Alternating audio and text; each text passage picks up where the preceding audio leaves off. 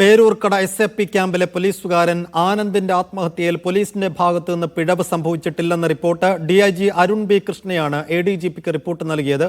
പോലീസുകാരെ വെള്ളപൂശുന്നതിന് തയ്യാറാക്കിയതായാണ് റിപ്പോർട്ടെന്ന് ആനന്ദിന്റെ കുടുംബം ആരോപിച്ചു. പേരൂർക്കട SAP ക്യാമ്പിൽ ട്രെയിനി പോലീസുകാരൻ ആനന്ദ് ആത്മഹത്യ ചെയ്തത് ഉന്നത ഉദ്യോഗസ്ഥരുടെ മാനസിക പീഡനത്തെ തുടർന്നെന്നായിരുന്നു കുടുംബത്തിന്റെ ആരോപണം. ഇതിനെ പൂർണ്ണമായും തള്ളുന്നതാണ് DIG അരുൺ B കൃഷ്ണയുടെ അന്വേഷണ റിപ്പോർട്ട്. കൈഞ്ഞരമ്പ് മുറിച്ച് ആത്മഹത്യ ചെയ്യാൻ ഒരു തവണ ആനന്ദ് ശ്രമിച്ചിരുന്നു. തുടർന്ന് ആശുപത്രിയിൽ പ്രവേശിപ്പിച്ചു. ഡിസ്ചാർജ് ചെയ്ത ശേഷം ആനന്ദിന്റെ ആവശ്യപ്രകാരമാണ് SAP ക്യാമ്പിലേക്ക് കൊണ്ടുവന്നത്. ആനന്ദിന് കൗൺസിലിംഗ് നൽകി. പിന്നീട് സന്തോഷവാനായിരുന്നു ആനന്ദ്. മേലുദ്യോഗസ്ഥരോട് തനിക്ക് പ്രശ്നമില്ലെന്നാണ് പറഞ്ഞത്.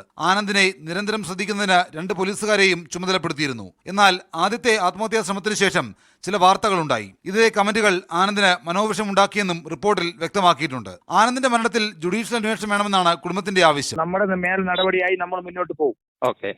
ജുഡീഷ്യൽ അന്വേഷണമാണ് നമ്മൾ ആവശ്യം. പോലീസിനെ വെള്ളപൂശിയല്ലേ സംസാരിക്കുള്ളൂ. കുടുംബത്തിന്റെ പരാതിയിൽ വിശദമായ അന്വേഷണം നടത്തുമെന്ന് പോലീസ് വ്യക്തമാക്കി. മുഖ്യമന്ത്രിക്കും സംസ്ഥാന പോലീസ് മേധാവിക്കും മനുഷ്യാവകാശ കമ്മീഷനും പരാതി നൽകാൻ കുടുംബം തീരുമാനിച്ചിട്ടുണ്ട്. മീഡിയ 1 തിരുവനന്തപുരം.